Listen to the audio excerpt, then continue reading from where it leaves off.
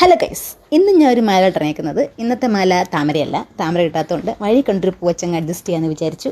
അപ്പോൾ ഈ വഴി പോകുമ്പോൾ എപ്പോഴും ഞാൻ വിചാരിക്കും ഈ പൂവൊന്ന് പറിച്ചിട്ട് മാല കിട്ടി നോക്കണം, എങ്ങനെയുണ്ട്, കൊള്ളാമോ എന്ന് എപ്പോഴും വിചാരിക്കും. അപ്പോൾ ഇന്ന് വേറെ വഴിക്ക് പോയിട്ടുന്നപ്പോഴത്തേന് ഇത് കണ്ടപ്പോൾ ഒന്നും നോക്കിയില്ല. വഴിയിൽ വണ്ടി ചവിട്ടി നിർത്തി. ഞാനും പാറക്കുട്ടിയും കൂടെ ചെന്ന പിന്നെ പറിച്ചു. പാറക്കുട്ടിയുടെ നീസാണ്. ലെൻസ് ഇട്ട് നോക്കിയപ്പോൾ എന്താ യശോദപ്പൂ എന്ന മറ്റാണ് എൻ്റെ പേര് കണ്ടത്. ഇതിൻ്റെ ലോക്കൽ നെയിം എനിക്കെന്നാൽ എപ്പോഴും അറിയില്ല. അറിയുന്നുണ്ടെങ്കിൽ ഒന്ന് പറഞ്ഞേക്കും. പിന്നെ നമുക്കതൊരു വിഷയമേ അല്ലാത്തതുകൊണ്ട് നമ്മൾ പിന്നെ അത് ആ ഒരു നമ്മളതങ്ങ് വിട്ടിരിക്കുന്നു. എന്തായാലും നമുക്ക് ഈ പ്രാവശ്യം നമ്മൾ കോർക്കുമല്ല, നമ്മൾ കെട്ടുമാണ് ചെയ്യുന്നത്. കെട്ടുക മീൻസ് നമ്മൾ ഈ കല്യാണ മാലയൊക്കെ കെട്ടില്ലേ, വലിയ മാല.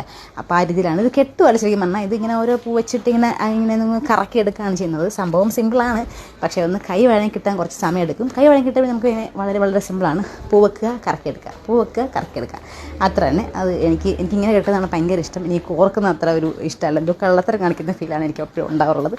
അപ്പോൾ ഈ പ്രാവശ്യം നമ്മളിങ്ങനെ ആ ഒരു നൂല് വെച്ചിട്ട് ഇങ്ങനെ കെട്ടിയെടുക്കുകയാണ് ചെയ്യുന്നത്.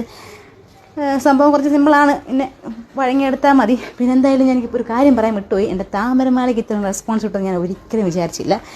എന്തായാലും ഞാൻ പ്രതീക്ഷിച്ചതേ ഇല്ല അത്രയും വ്യൂ പോകുമെന്ന്. എൻ്റെ ആ ഒരു വീഡിയോ കണ്ട് സപ്പോർട്ട് ചെയ്ത എല്ലാവർക്കും എൻ്റെ വിനീതമായ നന്ദി അറിയിക്കുന്നു. ഈ വീഡിയോയും ഇനി വരാക്കുന്ന വീഡിയോ ഒക്കെ നിങ്ങൾ സപ്പോർട്ട് ചെയ്യുമെന്ന് ഞാൻ വിചാരിക്കുന്നു. സപ്പോർട്ട് ചെയ്യണം കേട്ടോ. എന്തായാലും ഞാൻ വിചാരിച്ച അത്ര ഒരു ഭംഗി വന്നില്ലെങ്കിലും പിന്നെ കുഴപ്പമില്ല, അഡ്ജസ്റ്റ് ചെയ്യാം. പക്ഷേ ആ പൂവാണെന്നൊരിക്കലും പറയില്ലല്ലോ ആ മല കെട്ടിയേക്കുന്നത്. അപ്പോൾ അത്രേ ഉള്ളൂ, ബൈ.